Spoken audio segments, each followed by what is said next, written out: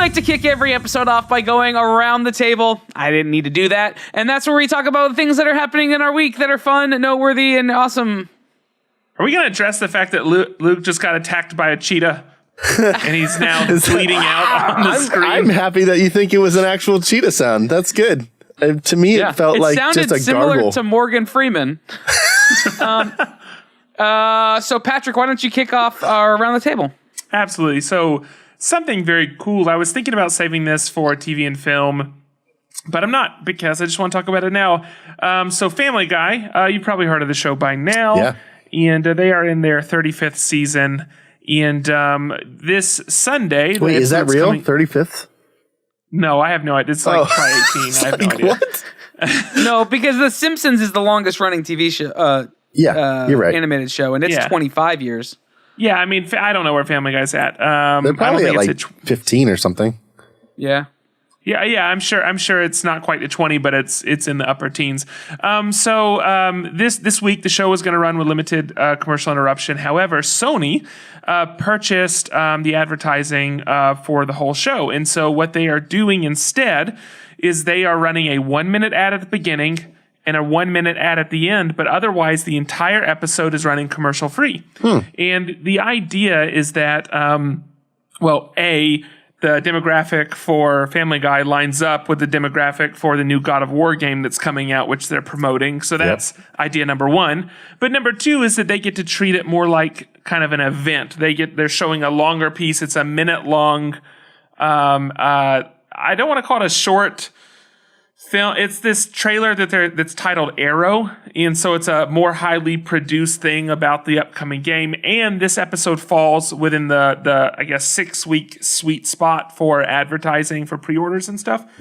But anyway, again, for anybody watching, other than the minute at the beginning and the minute at the end, the entire show runs commercial free. And I'm very interested to see if this becomes more widely adopted, because, one of my complaints, of course, is that the seemingly increasing subdivisions of shows by adding in more and more rounds of ads. And then you have the things where, we cut out credits because we want to show ads, and then slightly speeding up episodes so we can fit in more ads and all this kind of stuff. And so the idea that we could allow the show to run untouched and just cap it on either end with longer form advertising or something like that, I don't know if it's going to work well. I don't know if it's going to accomplish what they want it to, but I hope it does work well, because then you might actually be able to convince me to sit down and watch actual TV. It makes it a lot easier for me to DVR it and then just fast forward through the first commercial, watch the show, and then turn it off before the second commercial. Well, you bring up a good point, though. I wonder how it will translate to streaming services, if they will if they'll keep how the live show ran, or they'll bake in their commercials like they do normally. I think they would still bake it in. I think they would have to. They'll still have act breaks, I don't know how that comes to them, whether they put those commercial spots in, or if it's where the commercials happened when it was shown live and they just put their commercials in there. Yeah, I mean, I would assume that they just add them in. But that being said, I do like the idea of saying that let's watch a longer form, more highly produced piece of content and then get on with the show, because you might actually be able to get me to sit through the advertisement. If it's instead of this short, trying to be quippy and memorable very quickly, like we can tell a bit more of in the case of with Sony doing it with God of War, you can actually show some story and build up some anticipation, and you can do a lot more in that spot, more than just doing the pre-order now, right? PlayStation, So anyway, PlayStation, very excited. It still sounds like that, right? Yeah, sure. I thought, honestly, if I do it again, I'm gonna close my eyes. I'm gonna see if I can just picture it. Go for it. PlayStation. That sounds like somebody in the other room is watching a commercial for it. That's how good it is. It's also the same person that did the Buy Menon commercial. Yeah. Or Hot Pockets. Yeah. So it's the other thing too is that for at least this Sunday, and I'm not saying this will continue, it makes me want to go watch it this Sunday. just to like see the thing that's happening now. Again, that's not something that'd be a long-term effect, but it might be a short-term Do you still effect. have DirecTV? Is that what do you have live TV? I have DirecTV now, but I also have an antenna, so I get a lot of live channels. Oh, okay. I mean, I get like 30 channels over the air. Yeah, and Family Guy's selling Fox, so Fox is one of those normal. Yeah, exactly. So that's what I used to watch that stuff. But I also have DirecTV now. Gotcha. By the way, a top tip if you have DirecTV now, but I only say this for those paying full price, go cancel your service. Okay. No, because when you click cancel, they immediately give you an offer of $25 a month if you'll continue the service for another year or something like that. Oh. So go cancel your service and lock in the $25 rate, or cancel your service to get YouTube. The other thing, real quick, that I wanted to say is a friend of mine was nice enough to gift me the new Flight Factor A320 for X-Plane. Now, I that talked was about nice, X-Plane on the Andrew. show. Yeah, thanks. It wasn't Hey, listen, Andrew. I do's what I do's. Good job, man. No, Jonathan Cottrell. Well, I didn't do it, and you're his only other friend beside me, so... No, Jonathan of Developer T. Oh, that one. Which is, another podcast, but in the developer space. We both do X-Plane, and he actually has his pilot's license. He actually flies. I of course, do not. But he gifted me the Flight Factor A320 is something that they've been developing for years now. Finally came out, ultra realistic. It took me 3 days to actually start the engines, and it's just fantastic. It's very cool having something like that you can use, and you know that you're learning things as you go, like getting dropped in where it's like total immersion and having to just like fight through it and figure it out. There's something really satisfying about the first time that, hey, that APU did fire up, and hey, this thing does it have feedback? Like, does the throttle have feedback? In what way? Like haptic feedback. Like, does it? Yeah, you does it feel like the generate push? feedback? Like, if you're trying to like pull up or down, is there drag, and like, does it have resistance? Well, I'll say this. All the modeling as far as the simulation is incredibly realistic. Do I get haptic feedback? No, because my controller doesn't provide haptic feedback, so I don't get any. But everything's super realistic. It's realistic enough that companies like Cessna actually use it to build out different like surfaces and things like that to test how they would perform, to simulate how they'd perform with like wind and like actually trying to fly and all that kind of stuff. So there are large companies that actually use this software to model simulations to test out new designs. It's really fascinating. It's incredibly realistic. And again, it's realistic enough that it took me 3 days to even figure out how to start the engines. That does sound realistic because you're pretty stupid. Yeah, it really simulated my stupidity accurately. I actually don't know if there's feedback in controls because I've never had a nice enough control to find out. Oh, right. But okay. definitely when you're flying it, Jonathan.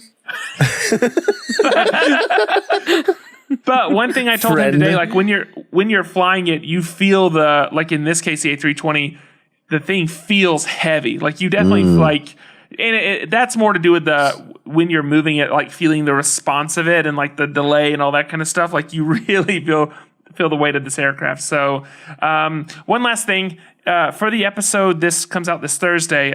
I need you, if you're not watching video, go watch video, watch close. There's a moment in the episode when we were recording. We flipped and recorded it earlier this week that my tripod that holds up my light, the leg started slowly collapsing. And so I'm sitting there and I'm engaged and I'm listening, and I just see my light just start coming towards me like this, about to fall. And there's a moment in the episode where I'm like, and then I like react and grab the light. So now you can go back and scrub through the video and find the exact... The one the one that's coming out this Thursday. It's all right, the one so that in 2 days, if you're listening on release day, look out for that reaction. How did I miss I don't know, I missed it There's too. gonna be a moment in the episode where you see me panic and turn to the left. So I can't wait. I didn't even see that in real life. absolutely. Oh, I'm telling you, it was so someone freeze frame it, tweet it out, because I'm sure there's a face associated with it. So I cannot wait. all right, Luke, go ahead. Okay. Yeah. So this week, I talked last week about playing Terraforming Mars, and I got a chance to play it.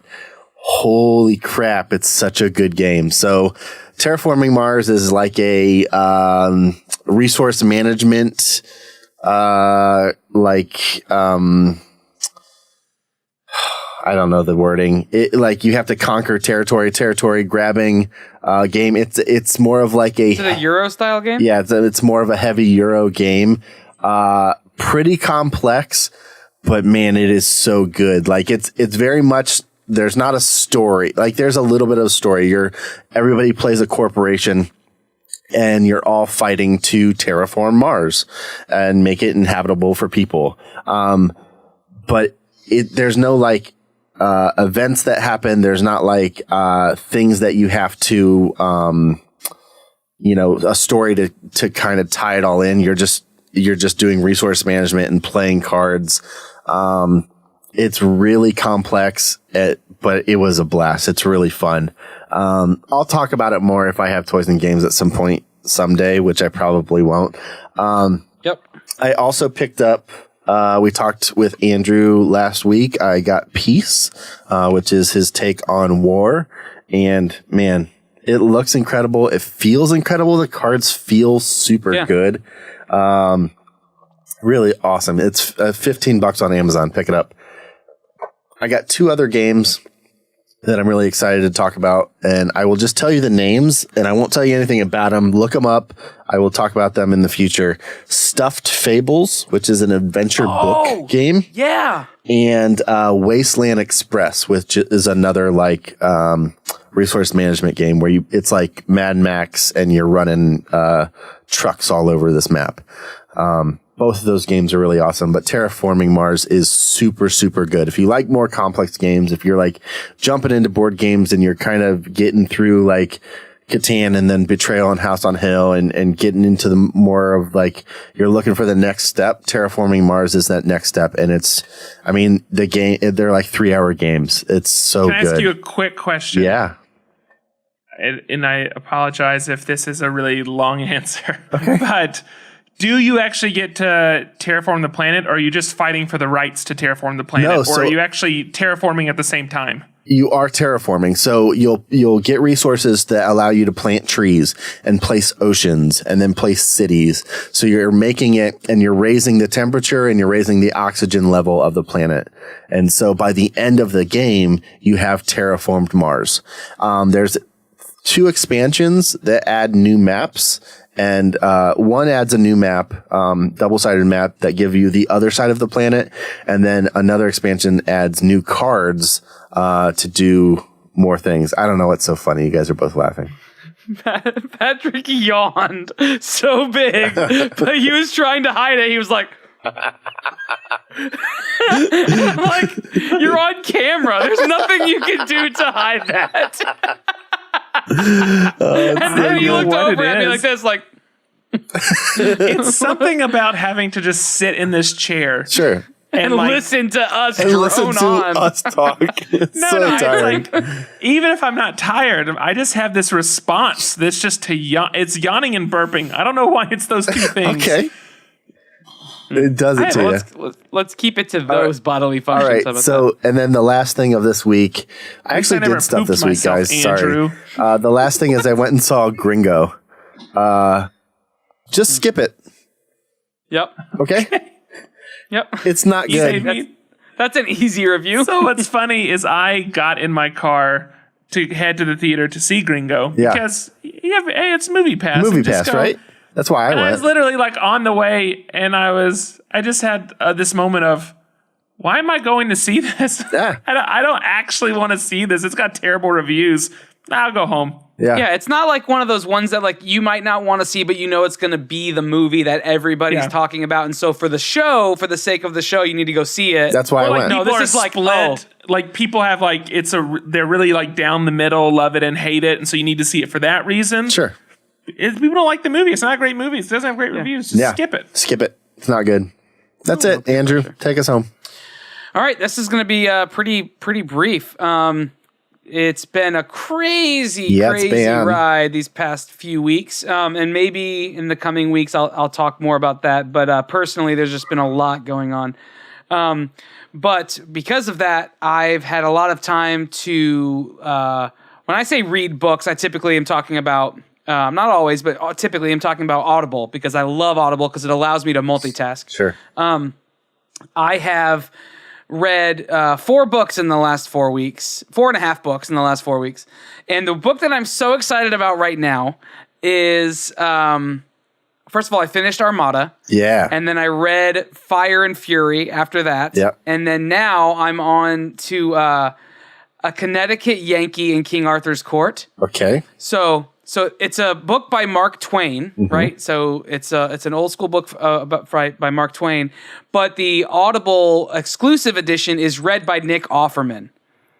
It is amazing to hear him talk in Old English and then hear him talk in like the royal language, because it goes back and forth. So here's kind of a quick synopsis of the book. This is not a new book, Sure. obviously. But that was a stupid. Nah, stupid. This is not a new book, but it's essentially a time travel book. Okay. This guy, he's from I think Hartville, Connecticut, or he's from Connecticut.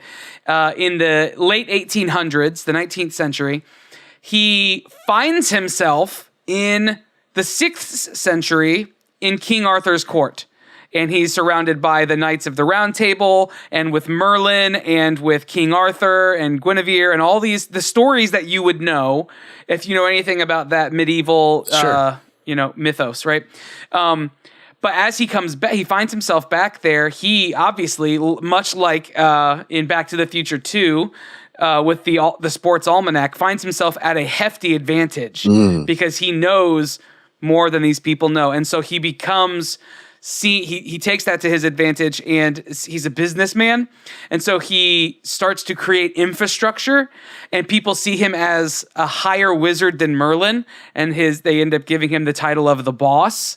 And it's this really, really interesting satirical comedy that the placing is so unique and so fun. And when you add to that the voice talents and the acting of Nick Offerman, it puts it over the top. It's so much fun. It pains me that I have to sit and look and talk to you guys right now and not be listening to this book. To Nick Offerman.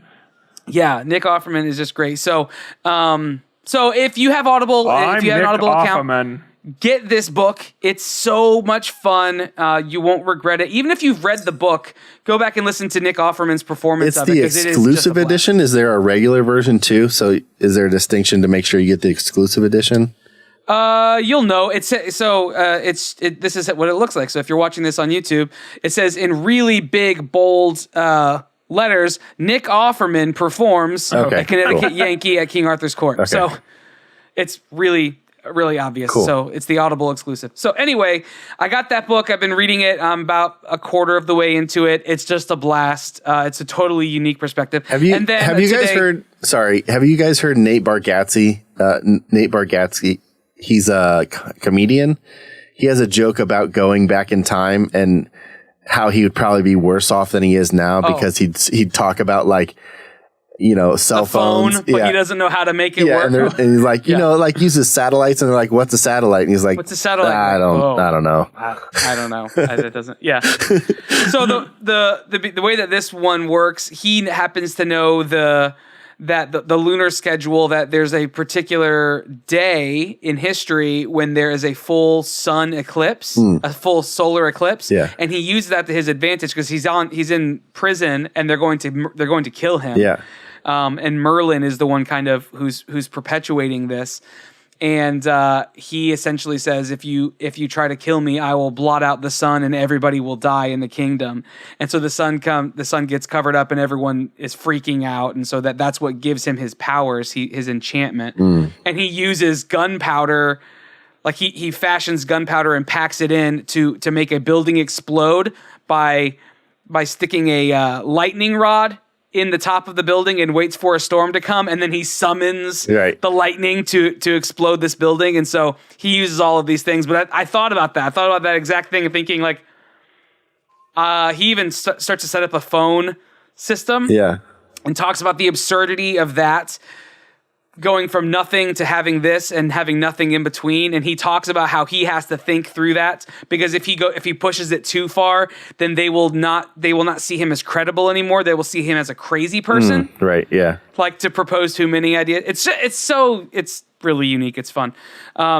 Finally, today I picked up a couple movies. I got The Shape of Water on Blu-ray, and I got Thor Ragnarok. Nice. I'm so excited. These are probably two of my favorite movies from last year, for vastly different reasons. But man, I didn't realize that Shape of Water was coming out today. So yeah. I was picking up Thor because I needed it, and I got there and saw that this came out today. I'm like, oh, there you go. So. Movie weekend. All right, that's it for our Around the Table. Up next, we're going to talk about some master categories. If you're watching this on YouTube, all the links and things that you need are right below. You can also find all that stuff at m1podcast.com, and you can find, how many episodes? Over 200 at this point? 47,000. That's wrong. Where you can listen to so many amazing guests and then go back and hear about all the fun stuff that we have purchased and reviewed over the years. Maybe save you some money or make you spend some money, depending on how the review goes for you.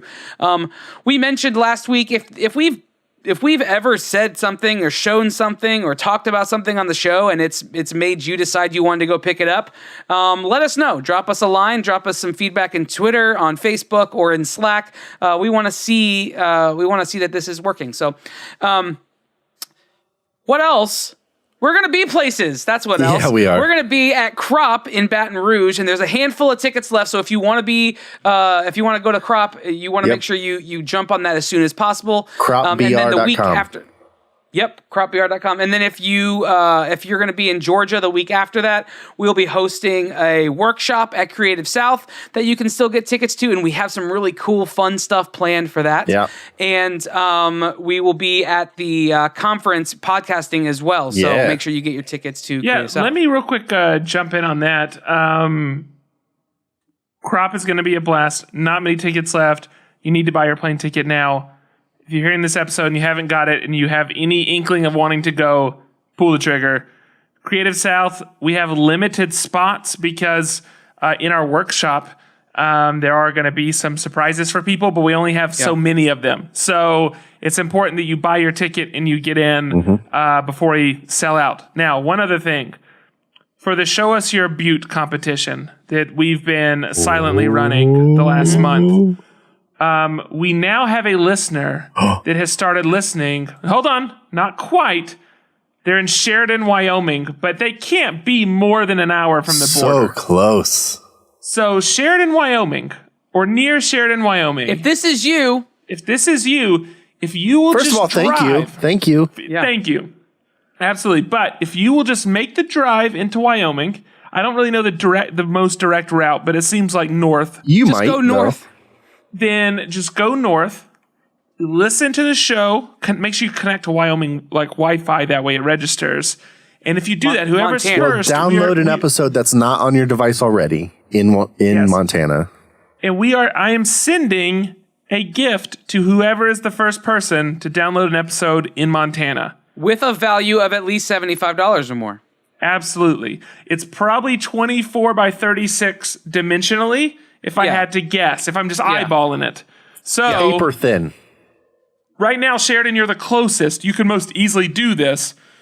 But anybody else is welcome to take us up on this challenge. So I can't wait. I can't wait for this to happen. I can't wait. It's going to be a glorious celebration. That will be the 50th state. We've been in all other 49 states. That's all we lack to having covered this great country. Yeah. So this country. America. Yeah. This whole country.